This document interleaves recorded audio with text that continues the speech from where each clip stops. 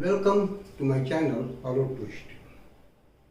सबसे पहले तो मैं इस बात के लिए माफ़ी चाहूँगा कि पिछले कुछ दिनों तक मैं वीडियो को डाल नहीं पाया। दरअसल मेरे आंखों का ऑपरेशन हुआ था, इसलिए मेरी कुछ मजबूरियाँ थी जो मैं वीडियो नहीं डाल पाया, लेकिन अब फिर रेगुलर मैं वीडियो दूंगा। आज इस वीडियो में जब मैं जिस बात पर चर्चा करूंगा, पिछले जो मेरे वीडियो हैं उसी को कंटिन्यू करते हुए फर्स्ट वर्ल्ड वार के बाद जो पेरिस पीस कॉन्फ्रेंस हुआ उसमें वर्साय की संधि पर मैंने बात की थी। अब उसी वर्साय की संधि पर कुछ और बातें हैं कि क्या यह संधि जो है एक आरोपित संधि थी, क्या जर्मनी पर इसको थोपा गया था, या कुछ अन्य बातें हैं, उस पर हम आज डिस्कस करेंगे। सबसे पहले हम ये देखेंगे कि किस तरह से कुछ इतिहासकारों के द्वारा या कुछ लोगों के द्वारा ये माना जाता है, ये कहा जाता है कि वर्साय की जो संधि है वो एक आरोपित संधि है। उनका जो विचार है, उनके हिसाब से ये माना गया कि ये संधि जो है बिल्कुल एक पक्षीय संधि थी। इसमें जो भी धाराएं बनाई गई या जो भी एग्रीमेंट किए गए या जो भी बातें कही गई, उस पर जर्मनी से कोई भी राय मशवरा नहीं किया गया था। जो विजेता राष्ट्र थे वो अपने हिसाब से संधि के धाराओं को निर्धारित किए थे, संधि का प्रारूप बनाए थे। जर्मनी के किसी प्रतिनिधि को उसमें शामिल नहीं किया गया था, जर्मनी से कुछ पूछा भी नहीं गया था, उसकी राय जानने की कोशिश नहीं की गई थी। हाँ, यह जरूर है कि प्रारूप को तैयार करके जर्मनी के पास एक बार भेजा गया था, उसको देखने के लिए उसको दिया गया था, लेकिन जर्मनी को उसमें संशोधन करने की कोई इजाज़त नहीं दी गई थी। तो जब संशोधन करने की कोई इजाज़त ही नहीं थी तो इस संधि को हम एक पक्षीय संधि ही मानेंगे, नंबर 1। नंबर 2, जब जर्मनी ने इस बात का विरोध किया कि ये जो संधि है वो विल्सन के जो 14 सूत्री बातें थी उसके हिसाब से नहीं है और ये संधि एक आरोपित संधि है, तो इसके जवाब में जो मित्र राष्ट्र थे उन लोगों ने जर्मनी को धमकी दी थी कि उसे इसी संधि पर हस्ताक्षर करने होंगे, साइन करने होंगे, और अगर वह इसका विरोध करता है या आनाकानी करता है हस्ताक्षर करने में तो जर्मनी पर हमला किया जाएगा और बर्लिन जाकर उससे इस संधि पर हस्ताक्षर लिया जाएगा, इस पर साइन कराया जाएगा। तो ये दर्शाता है कि जर्मनी को अपना पक्ष रखने का कोई मौका नहीं दिया गया, उसका कोई विचार नहीं लिया गया, बल्कि उसको धमकाकर, उसको दबाकर इस संधि पर सिग्नेचर करवाया गया था। दूसरी बात ये कही जाती है कि जो जर्मन प्रतिनिधि थे जो साइन करने गए थे वर्साय में, तो उनके साथ जो एक सामान्य शिष्टाचार होता है वो भी नहीं निभाया गया था। उनको जिस होटल में रखा गया था वो कांटेदार तारों से घिरा हुआ था, उनको किसी से बात करने की या मिलने की इजाज़त नहीं दी गई थी। जो जर्मन प्रतिनिधि थे उन्होंने कहा भी कि हमारे खिलाफ बहुत ही घृणा फैलाई गई है और ये जो संधि है जिस पर जबरन साइन कराया जा रहा है, यह एक अपमान है जर्मनी का और जर्मनी इस अपमान को कभी भूलेगा नहीं। अर्थात शुरू से ही जर्मन प्रतिनिधि या जर्मन जो निवासी थे वो इस संधि को एक आरोपित संधि मानकर चल रहे थे, और अगर इस हिसाब से देखा जाए जिस तरह से उसके साथ व्यवहार किया गया या उसकी जो सहमति नहीं ली गई, तो इस हिसाब से अगर हम देखें तो यह एक आरोपित संधि लगती भी है। क्योंकि इस संधि में या संधि के प्रारूप को बनाने में किसी भी जर्मन सदस्य को नहीं रखा गया था, इसलिए एक और समस्या ये हुई कि जो जर्मन सरकार थी वो अपनी जनता को समझाने की स्थिति में नहीं थी कि ये संधि सही है या गलत है। जो जर्मन जनमत था उसको जर्मनी की सरकार समझा नहीं पा रही थी, तो ये एक जर्मन सरकार के लिए भी कठिन परिस्थिति थी और जर्मन जो जनता है वो बहुत आक्रोशित थी और इस संधि का बदला लेने के लिए वो उतारू थी। और इसकी जो कठोर शर्तें थी वो हम बाद में देखते हैं कि द्वितीय विश्व युद्ध का एक कारण ये वर्साय की संधि भी बनती है।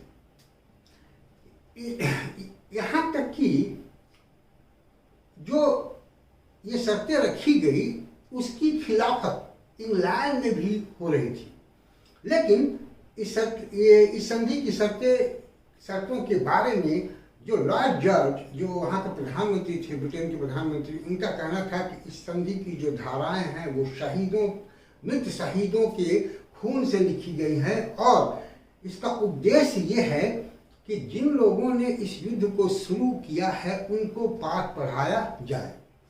तो इस तरह के विचार थे मित्र राष्ट्रों के।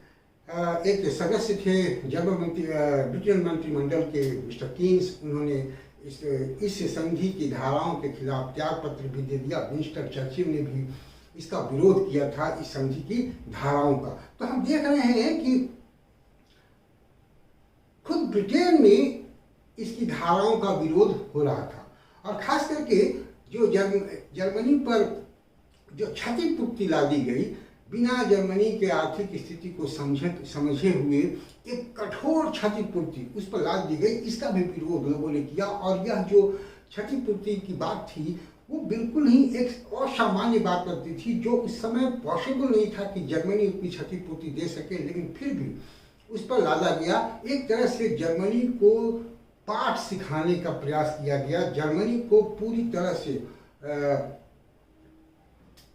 उसकी ताकत को कुंद करने का प्रयास इस संधि के द्वारा किया गया। ब्रिटिश मंत्रिमंडल के मिस्टर कीन्स ने इस संधि को कार्थेजिनियन कहा और मिस्टर चर्चिल ने कहा कि यह जो संधि में लेन देन है हुई है इसको लोग पागलपन की संज्ञा देंगे।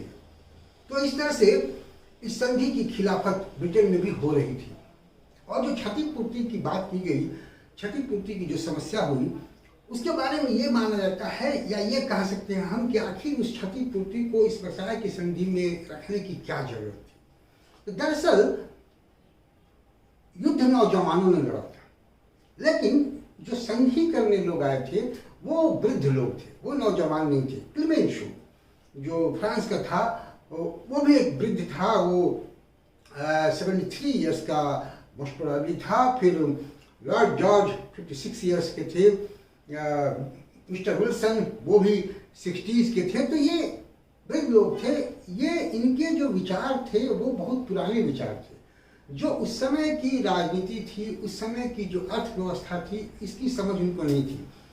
वो राजनीति और अर्थव्यवस्था को अलग अलग करके देखते थे, जबकि अर्थव्यवस्था और राजनीति एक दूसरे से जुड़ी हुई है। राजनीति का प्रभाव अर्थव्यवस्था पर पड़ता है और आर्थिक स्थिति का प्रभाव राजनीति पर पड़ता है। इस बात को समझने में ये असफल रहे और इस राजनीतिक संधि के साथ जो आर्थिक बातें थी, जो क्षतिपूर्ति की बातें थी, उसको भी इसमें समाहित कर दिया गया। इससे ये संधि और भी कॉम्प्लेक्स हो गई और जर्मनी की स्थिति इससे और बिगड़ गई, उसकी आर्थिक स्थिति भी खराब हो गई और इसलिए इस संधि का ज़्यादा विरोध जर्मनी में होने लगा। तो इन सब चीज़ों को अगर हम देखें तो हमें ये एक आरोपित संधि लगती है, लेकिन ये पूरी तरह से सत्य नहीं है कि यह एक आरोपित संधि है। इसलिए कि अगर हम दूसरे पहलू से इसको देखें कि आखिर इस तरह की संधि मित्र राष्ट्रों ने क्यों की और अगर जर्मनी विजयी हो रहता तो वो क्या करता। तो सबसे पहली बात कि जो भी राजनयिक थे विजेता देशों के, उनकी अपनी परेशानियां थी, उनकी अपनी कठिनाइयां थी। इसलिए कि युद्ध में बहुत ज़्यादा जान माल की क्षति हुई थी, धन की क्षति हुई थी और युद्ध के समय में जर्मनी ने बहुत बर्बरता का व्यवहार किया था। बहुत से लोग मारे गए थे और जो पौराणिक बहुत से आर्ट थे, भवन थे, उनको क्षति पहुंचाई गई थी, उनको तोड़ा गया था। तो जो भी मित्र देश के लोग थे वो बहुत ही आक्रोशित थे, वो इसका बदला लेना चाहते थे और युद्ध के जस्ट समाप्त होने के बाद ये संधि हुई थी और जो लोगों के अंदर एक आक्रोश था वो उबाल ले रहा था और जो राजनयिक थे उन पर जन भावना का दबाव था। अगर ये राजनयिक जनता के भावना के खिलाफ जाकर कोई भी नरमी दिखाते जर्मनी के साथ, तो ये हो सकता था कि बहुत सारे देशों में वो सरकारें गिर जाती जो सरकार उस समय थी।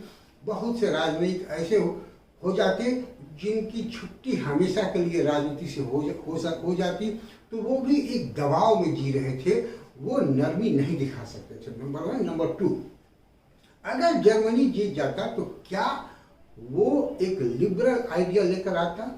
क्या वो इस तरह का व्यवहार नहीं करता?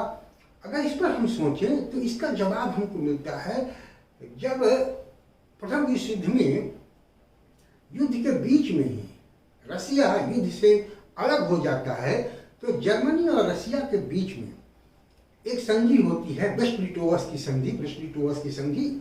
उस संधि की धाराओं को अगर हम देखें तो वो भी संधि बहुत ही कठोर संधि थी और वो भी एक तरह से बोल्शेविक रूस पर आरोपित संधि थी।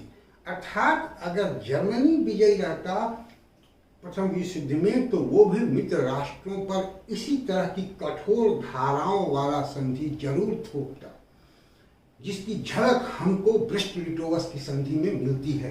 तो हम ये नहीं कह सकते हैं कि जर्मनी के साथ पूरी तरह से अन्याय हुआ या उस पर आरोपित थी ये संधि, बल्कि जर्मनी भी वही करता जो मित्र राष्ट्रों ने किया।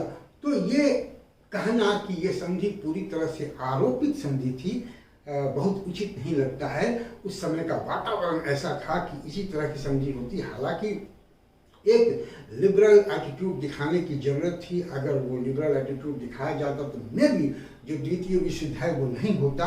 लेकिन उस समय की जो परिस्थितियां थी या उस समय के जो राजनयिक थे वो इतनी दूर तक शायद देख नहीं पाए, समझ नहीं पाए, इसलिए इस तरह की परिस्थितियां उत्पन्न हुई और यह संधि जो है इसको एक आरोपित संधि कही गई। लेकिन हम ये जरूर कहेंगे कि इस संधि को हम पूरी तरह से एक आरोपित संधि नहीं कहेंगे, क्योंकि जर्मनी भी शायद वैसा ही करता जैसा मित्र राष्ट्रों ने किया था। तो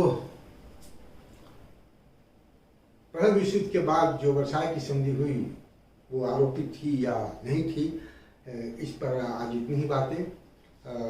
उम्मीद है कि आपको पसंद आएगा। अगर पसंद आए तो आप इसको देखें, अपने दोस्तों को सजेस्ट करें। मेरे अन्य वीडियो जो हैं उनका लिंक सब डिस्क्रिप्शन में दिया हुआ है, उसे भी देखें, वो भी आपके लिए हेल्पफुल रहेगा।